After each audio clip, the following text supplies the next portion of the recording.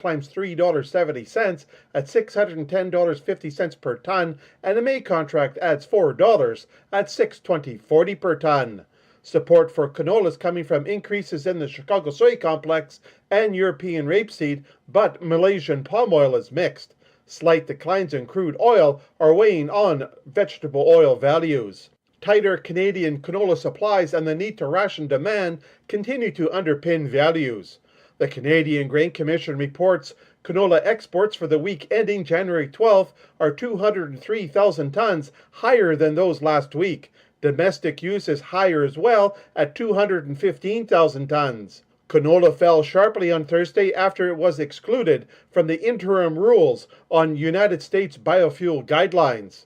Uncertainty over tariffs and biofuel policies continue to loom large over the canola market as Donald Trump will be sworn in as U.S. President on Monday.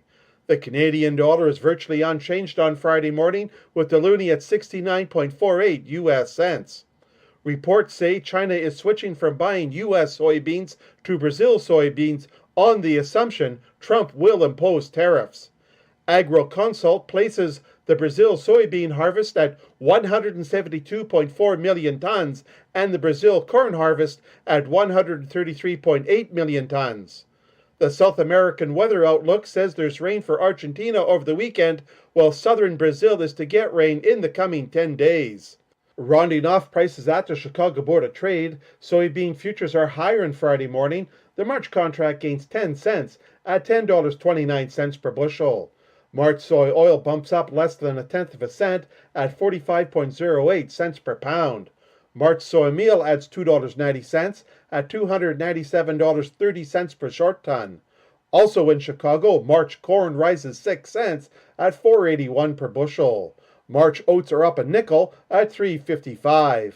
The U.S. wheat complex is slightly higher as Chicago March tacks on a penny at $5.38.5. Kansas City March adds 1.5 cents at $5.50. And Minneapolis March is up 2.5 cents at $5.84. A reminder that the U.S. markets will be closed on Monday for Martin Luther King Jr. Day. The Canadian markets will be open. That's a look at the ICE futures and the Chicago markets for Friday morning, January 17th. For MarketsFarm.com in Winnipeg, I'm Glenn Halleck. With all that snow out there, you're going to need Butler Farm equipment. Stop in and check out their lineup of snow removal equipment, including walking behind snowblowers for tractors, snow buckets, sand spreaders, snow blades, plus snow wings for tractors and skid steers. Tackle snow days with ease with help from Butler Farm Equipment. Decades of delivering great service in the Peace region. See them on 107th Street in Fort St. John or visit them online at butlerfarmequipment.ca. The opinions expressed on this show do not represent those of the station. If you've missed any of the shows, you can follow the podcast at Energeticcity.ca. Welcome to This Week in the Peace, a show dedicated to the people, events, and news of BC's Peace region. Here's your hosts, Dub Craig and Steve Berard. Good morning and welcome to the show. Today we're focusing the whole show on a local nonprofit organization that does exceptional work in the community. The Fort St. John Association for Community Living is celebrating its 65th anniversary this year. To tell us all about the organization and the important work that it does, give us some fundraising updates, and tell us all about the upcoming 65th anniversary event, we're here today with Evelyn Laing and Jared Braun from the association. Evelyn, Jared, welcome to the show. Thanks for coming. Good morning. It's great to be with you guys. Absolutely. It's great to have you. So to start with, for people who maybe aren't familiar with it, even like me, I only just moved to the community a few months ago, tell us a bit about what the FSJ ACL does and what your positions are within it. Yeah, so it's a critical organization. Actually, we understand, right? The oldest nonprofit in Fort St. John. And no kidding. If none of us, I think, in this room can step back to 1960, but the world was a very different place at that time. And it really... the organization grew out of a need. There was a lot of people at that time that had disabilities that were facing a lot of different challenges. There's institutionalization, people that lacked services. They were struggling with things like abuse. There was a lack of awareness. And that became a reality in Fort St. John. And there was a teacher who just took it upon herself and just said, hey, my granddaughter, has special needs and she's struggling and she's not being included and she's not getting the opportunities in the school. And she was a founding member. Her name was Jean Mensick. And she advocated for inclusion in the schools, and it grew out of there to become this organization that now focuses on supporting adults with developmental disabilities and complex needs be able to achieve full and meaningful lives right here in Fort St. John. So my role is stewardship manager, and Evelyn, you can introduce your role. My role is I am the supported independent living supervisor, wearing a few hats currently just to address a little bit of a gap in our services. And so I'm also the acting temporary inclusion and employment manager. Can you tell me a little bit about what supported independent living means, again, for people who maybe aren't familiar with it? Yeah, so we are a program who goes out in the community. We are an outreach-based program, and we support adults with disabilities and complex needs to live independently within the community. So whatever that looks like, it is a very person-centered, focused support. So we really just meet people where they are and support them in living the life that they want to live. I see. I think you said something very interesting, Jared. I mean, you talk about the 65 years and what the world looked like then.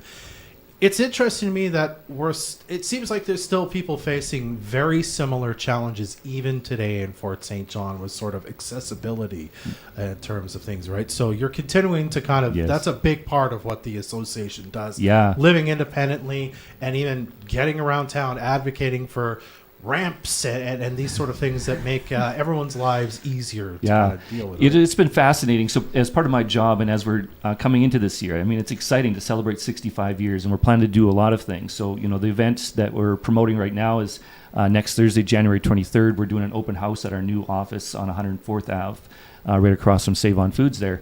And to celebrate. But when I've been looking back, I've been going through some of the archives, old newspaper articles, old photo albums, and it's a lot of fun. But to see that this work is really just kept pressing on.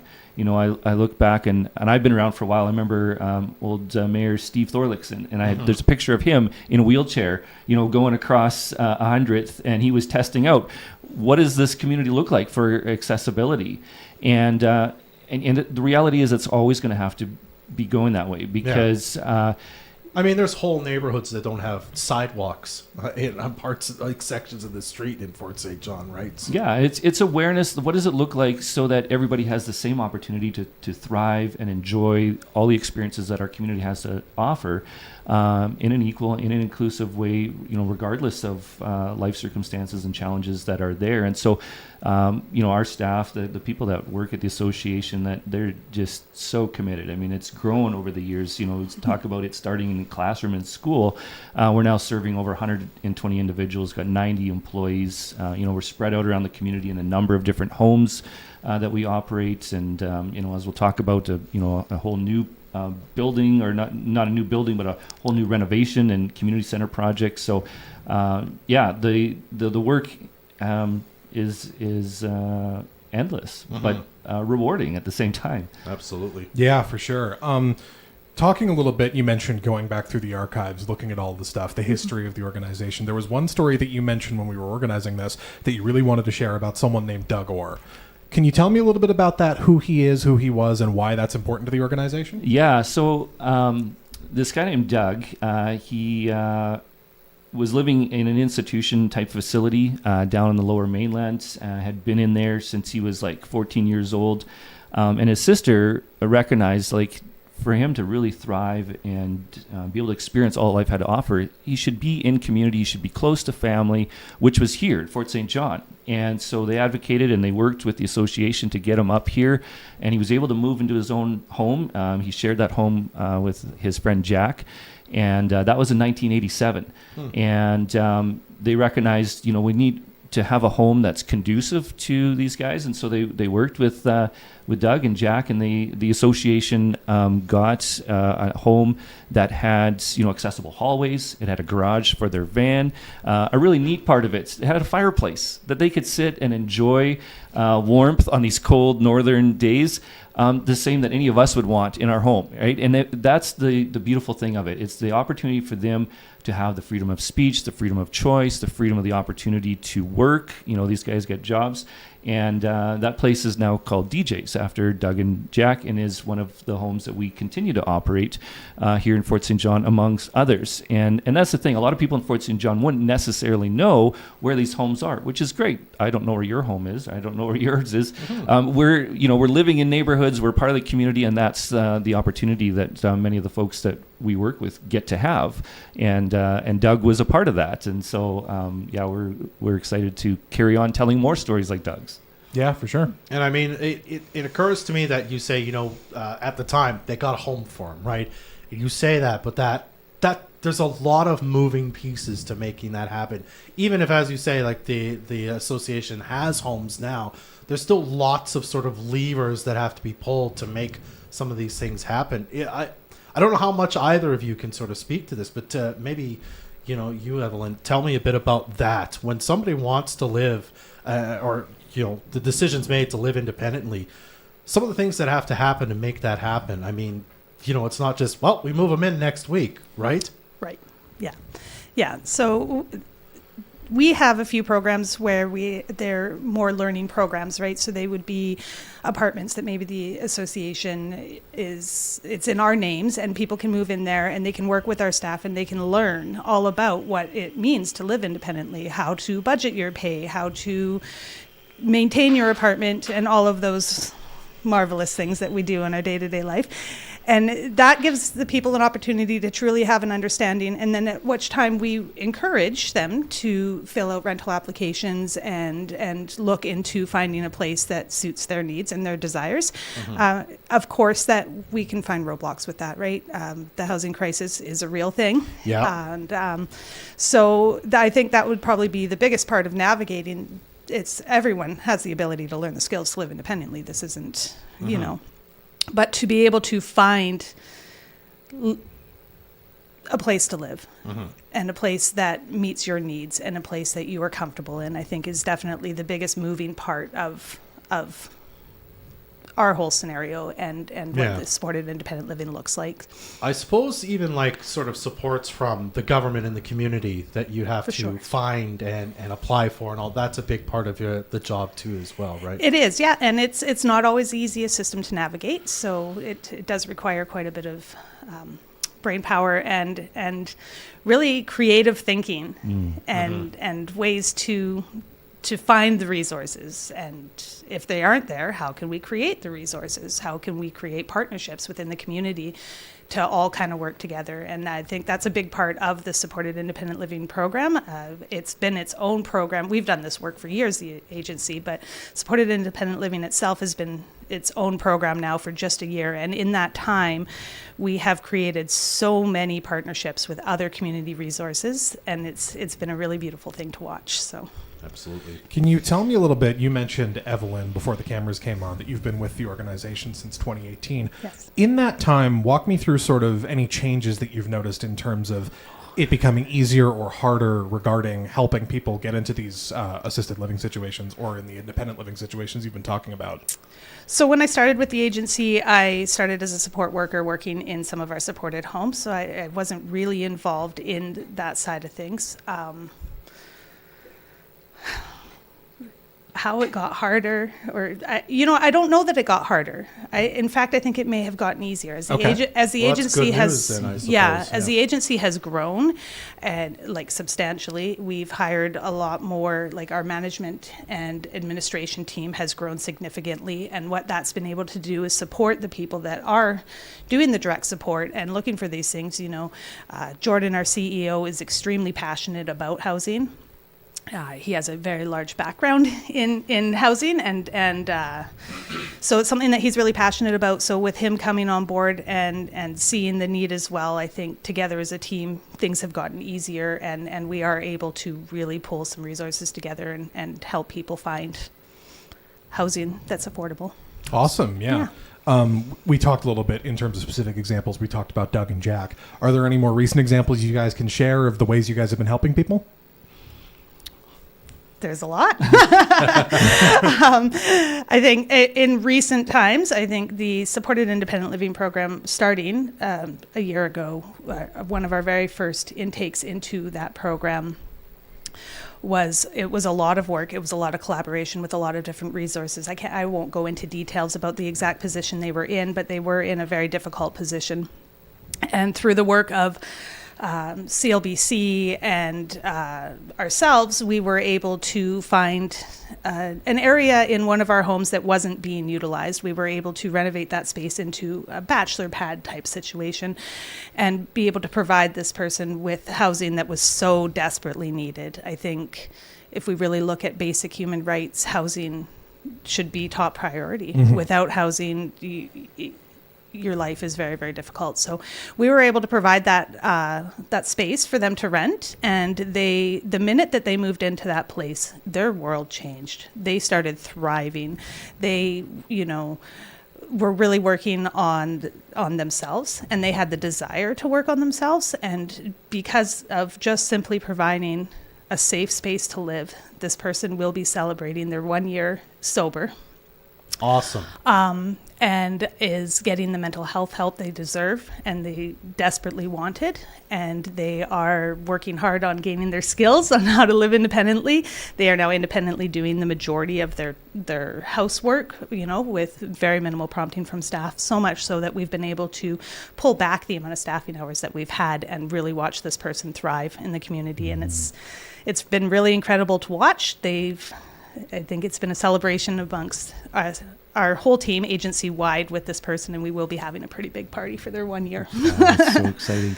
And on a practical and on another thing, I think some of us sometimes take things for granted, like going to the dentist. And I know there's a story of an individual in one of our homes who's been struggling with some really serious dental issues, and dentistry is related to hygiene and overall well-being. And our team just did everything they could. We sometimes being in the north and where we are, some of the resources are hard to get at, and they just dug in and said, we are not going to give up until he gets the dental care and support that he needs. And they were able to provide that, give him a much more peaceful, settled way of living in his home and experiencing his health. And so that's the type of stuff that our staff just shows up to do every day that, probably lots in the community just have no idea. And it makes such a big difference. Awesome. Yeah. We've been talking a lot about the way that, you guys have been working to help people in the past, working to help people in the present. We're going to take a quick break, and we'll be right back to talk about the future of the organization with Jared Braun and Evelyn Laing on This Week in the Peace. Do you have something positive you'd like to share with the community? We here at Moose FM want to share it every weekday with FSJ, brought to you by Frontier Law. Whether you're fundraising for the SPCA or saw someone doing a good deed in the community, we want to hear from you. Email us at reception@moosefm.ca and we'll share your story right after 7:30. And our Facebook pages. FS Joy is brought to you by Frontier Law. RENTCO, Renco is the place to go. RENTCO, Renco. Think Renco is just a Bobcat store? Think again. We have the rental equipment you need for all your oil field, pipeline, and industrial projects this winter. Heaters, light towers, skid steers, and more. Visit Renco Equipment today. We're on 100th Street, just across from Fountain Tire. RENTCO, Renco is the place to go. RENTCO, Renco. Nominate a bold woman today. Hi, I'm Samantha Warren, owner of Bold Promotions, and we're proud to sponsor Bold Women, a monthly program highlighting women in the community. Each month, we'll select a nominee to be celebrated, uplifted, and receive up to $100 in Bold swag, plus also be featured in the Energetic City article. Nominate Bold Women in your life at moosefm.ca/boldwomen. Your sister. Your friend. Your coworker. Your mother. We're strongest when we cheer each other on. Did you know Home Hardware Fort St. John is a Blaze King distributor? Your locally owned and operated Home Hardware carries a great selection of wood-burning stoves, including King and Princess stoves, cook stoves, and even small to large cooktops. Stop by and check out our great selection, along with our lineup of electric fireplaces, smokers, and much more. For everything Blaze King, see Home Hardware Building Center, Fort St. John. Here's how. The truck you've been waiting for is here at Murray GM and FSJ. The 2025 Sierra and Silverados are rolling in weekly, packed with new features and bold designs. These trucks are redefining what's possible. Come and see what's different and why we're different. Experience the friendly, knowledgeable team at Murray GM who make finding your perfect truck a breeze. Visit us in-store or online at murraygmc.com and drive into the new year in style. Join Moose FM live on location at City Furniture and Appliances every Saturday. Stop by and check out their awesome selection of furniture, home entertainment, appliances, and more. Moose FM live on location every Saturday at City Furniture and Appliances in Fort St. John. City Furniture. Moose Country weather. We're going to see increasing cloudiness through the morning, then a 60% chance of flurries into this afternoon. Turns back to a mix of sun and cloud later on. It'll be fairly windy through the day, and the temperature will fall to minus 18 this afternoon. Wind chill minus 28. Tonight, partly cloudy sky, though it does turn clear as the evening goes on. Low minus 22 feels like minus 30. Sunny tomorrow to start, turning to cloud in the afternoon, then a 60% chance of flurries late in the afternoon. High of minus 15, wind chill minus 24, and sunshine for Sunday and a high of minus 13. You can watch this show live on Facebook. Catch the replays at Energeticcity.ca or be part of the show by texting your thoughts to the Fort City Chrysler line at 250-787-2222. Welcome back to the show. I'm Dub. We're speaking with Jared Braun and Evelyn Laing of the Fort St. John Association for Community Living. Now, let's talk about the big capital fundraiser that's going on right now. As I understand it, the plan was you wanted to sort of expand the space and your ability to have things to do. So you've moved your administrative sort of offices, like where you guys work, to a new building, and you're going to renovate the building you are currently in and make it more of a community center. Yes. It's in the title. Yeah. Talk to us a bit about that project. Yeah, it's very exciting. And as we've talked about the organization growing and all the services that we're offering, I mean, it was getting to the point, so that building, the organization's primarily operated out since the 1980s. And with the growth, it was to the point between programs that are happening in there, like a community connections program, some other supported programs, and then as well as all the admin team. And you were like almost stacking people on top of each other. It was like a little maze. People are bumping into each other. And an organization that's trying to promote accessibility and inclusion, it just didn't make sense. And so I know at the leadership level, they began looking, okay, how can we resolve that? How can we plan for the future? We recognize the growth that's coming. We have a good relationship with the CDC, and we see, kids and youth that are, needing supports, and they're going to be aging out and becoming adults and moving into our programs. How do we meet that need? And so that's where the vision for the community center came up. And rather than invest a large amount of money in building a brand new building, why not take what we currently have and renovate it and repurpose it? It's got good bones, but there's so much potential in it to open it up. And so the building that we've been operating out of there on 100th Avenue is going to be completely renovated to become the Terrace Community Center. And the reason Terrace has the naming right on there is they've been just such a dedicated, committed supporter and sponsor for our fundraising initiatives for many years. And so we're proud to have them support in that. But the space is going to be opened right up to have a number of wonderful features. Right in the front, there's going to be a community cafe, coffee shop cafe that's going to be open to the community for people to come in, have meetings, build relationships, have conversation. And we're right now in the conversation about possibly having a partner run the cafe with the intention that some of the folks that we support who want employment will be able to work in the cafe. And so we'll create new job opportunities right there. There's going to be a dedicated art space. The Firefighters Charitable Association bought the naming rights for the art space, and it's going to be a beautiful area to express creativity in all different forms, which is a big thing for health and well-being. It's going to have a commercial kitchen. Right now, the kitchen is probably not a whole lot bigger than this room. Hey, Evelyn? Yeah, it's pretty small. Which, so, by the way, if you've never been in the Moose studio, he means small. So this is going to be a full commercial kitchen that caterers can operate out of, and our own teams can do cooking classes and things in there. It's going to have a multimedia room for a lot of different interaction, technology training classes, parties, all that type of stuff. And then some other really important things that are relevant to the work we do. It's going to have dedicated counseling rooms to be able to offer counseling services right here in Fort St. John. It's going to have a sensory room. There's going to be a meeting space that, of course, for our team to meet in, but as well would be able to be rented or used by other community partners as well. And so when it's all done, it's going to look like a brand new building. We're going to redo the facades, and it will really add some vibrancy to our community. And we're just so grateful for the many people that have come on board. The cafe is supported by the Rotary Clubs in Fort St. John. EPSCAN committed to doing the commercial kitchen, Co-op, the counseling room, ConocoPhillips, the multimedia room, and Co-op, the counseling room, the Wyatt's family sponsoring the sensory room. So it's really neat to see. And we're excited to have more people involved.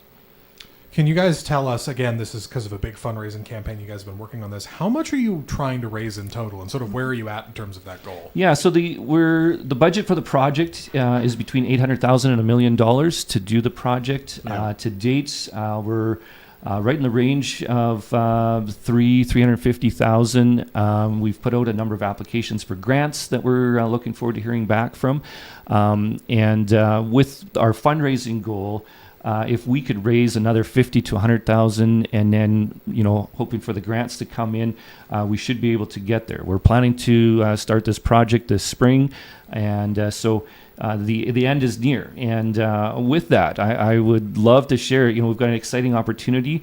We're inviting people to make a commitment of a donation anywhere from $100 on upwards to $10,000. There's going to be an opportunity to have your name in the building. We're working on a beautiful art piece. It's this giant life-size butterfly art piece that people will be able to have their names on, and there'll be different sponsorship levels that people can commit to. And so Friends of Fort St. John, $100, and then there's bronze, silver, gold, and platinum sponsorship levels. And we invite people to go onto our website, fsjacl.com, to see how to get involved. But it's a great way that if you believe in the work that we're doing and make a contribution, we want to honor you with having your name on a building that will be serving the community for the next 65. That's kind of our theme, is building for the next 65. We've been doing this work, and we're proud of where we've got to, but we're so excited about what's ahead for us, and we're looking forward to the community joining in with us. Mm-hmm. I want to go back for a second, because you said, that the leadership team saw that we just need to expand. There's not enough room for all the things we want to do. I mean, this must have been sort of a process that, going back several years, where this was identified as a problem. If you can you speak a bit to, even if you can, Evelyn, kind of this coming about? Was it you were hearing from people you were supporting, from community members who were like, man, wouldn't it be great if we also had this, space where the community can just gather and, as you say, classes, the art space, all the kind of very cool things that are going to be in this community center. Tell me a bit about that side of it, kind of coming to this point where, like, we need to raise $1 million to make this happen, which is a huge undertaking, but we're going to do it because it's going to be so worth it in the end. Well, I think it's important to remember that, like, our entire agency, we are here for the people we support. Yeah. We hear them, and part of a lot of the conversation from a lot of the people we support that access our programs was, we're crammed in here. We don't have the opportunity we're looking for. Community inclusion is huge. And as much work as we have done in the last 65 years, there's still so much more work to kind of break down stigmas that are still here today. And so in an attempt to do that, community inclusion has been a very, very large focus of all our programs. And what better way to support community inclusion than to invite the community to join us. So that's, the basis of the community center was just listening to the people that we support, understanding that they want to be a part of the community. They want to, join in all of those activities, and I think a lack of that kind of space in Fort St. John too. There is no other space that's really community based and community focused like this, right? So I think it came from leadership expressing concern about being crammed in like sardines. I think that's a real part of it too. I mean, we had multiple people sharing offices all over the place and running out of space left, right, and center for our admin team, which then was taking away space from the people we support. So the idea was tossed around. We've been talking about it now since I think 2019 probably is when the conversation first started, and the ideas started flowing, and it's exciting to see it come into fruition. So, Absolutely. Can you guys tell us a little bit about if people are interested in making those donations? I know you talked about the initiative to have your name in the building. Are there other ways people can donate, other opportunities that are going to be coming up, any other fundraising events? I know that next week you have the big 65th anniversary event coming up. Tell me a bit about that. Yeah, so the simplest way that we invite people to see the project is to go on our website, fsjacl.com, and there's a dedicated page that actually shows some renderings of what the project's going to look like, gives a really cool 3D walkthrough tour, and shows what that art piece will look like, and people can donate online. But of course, people can make check donations and bring them to our office that's now there at 104th Ave, across from Save-On. But yeah, so we're going to do that anniversary event next week at the new office, inviting people to come and see the space there. That is kind of the hub, the support base for all the other things that we're doing in the community. And during that event, we'll have some presentation about the capital campaign. There'll also be some history documents that people can see kind of where has the organization come and where is it going.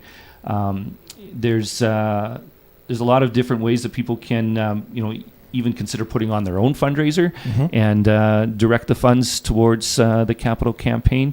And then, of course, looking further ahead into the year, there's a few events that we always put on, and we're looking forward to the Terrace Golf Tournament in the summer, our Of the Vine wine tasting events that's really well known that we do at the Lido, and we're playing with another fun event. I won't drop too much detail on that one yet because it'll be later in the year, but it'll be a partnership event that will be different than what anybody else is doing, and so that we're looking forward to that as well. Is this the thing you're going to announce next? No, we got so many exciting things. Okay, I want to give you a second to talk about another announcement you're going to make next week, I believe. You're teasing something. Yeah, so we just encourage people to watch the news next week. There'll be some information coming out from the municipal leadership and from our leadership that will really have a big impact in the community. I think a lot of people will be very excited about it, and something that we can all be very proud of. But yeah, can't get any more details other than follow us on our social media, and I'm sure that once we release it, it'll come through these great folks here, Moose FM and Energetic City. So follow along with those news channels. I believe Monday already the announcement will be coming out. Good to know. Last, quickly, so date and time of your 65th anniversary, and again, where can we find the new place? So next Thursday, January 23rd, doors open at 10 a.m. Around 10:30, we'll maybe do some brief presentation. We'll have acting mayor will be there, and people get a chance to meet some of our staff and some of the folks that we support. And it'll I believe be open. Sarah said there's 100% chance there will be cake. I was just just going to make that promise. You come down and see us, we can guarantee there will be cake. But it's a drop-in style, so it's we're not meaning it to be too formal. So if you can't make it for 10 or 10:30, we're gonna kind of be open till about 1 p.m. That you can just come in, meet the folks, have a little look around, get a quick tour, and see some of the things about the capital campaign, and the information about the big announcements. There'll be information about that as well. So invite anybody in the community to come out, 10 o'clock, January 23rd. So that's next Thursday. 65 candles on the cake? Yes or no? Oh.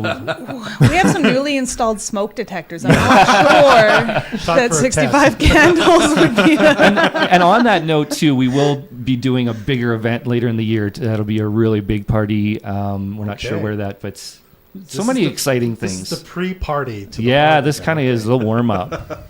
Building for the next 65. Right. Jared, Evelyn, it's been an absolute pleasure. Thank you so much for coming by to talk with us today. We appreciate your time. Thanks for having us. Thank You're you. very welcome.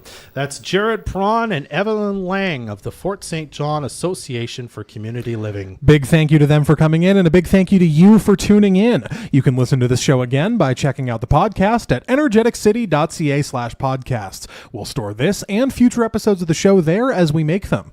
Also, check out our other locally produced podcasts, Before the Peace and Secrets of the North as well. That's our show. I'm Steve Berard. And I'm Dub Craig. Be well. Join us again next Friday morning at 10 for another edition of This Week in the Peace, your weekly talk show dedicated to the people, events, and news of BC's Peace Region. Or you can listen to this podcast again at Energetic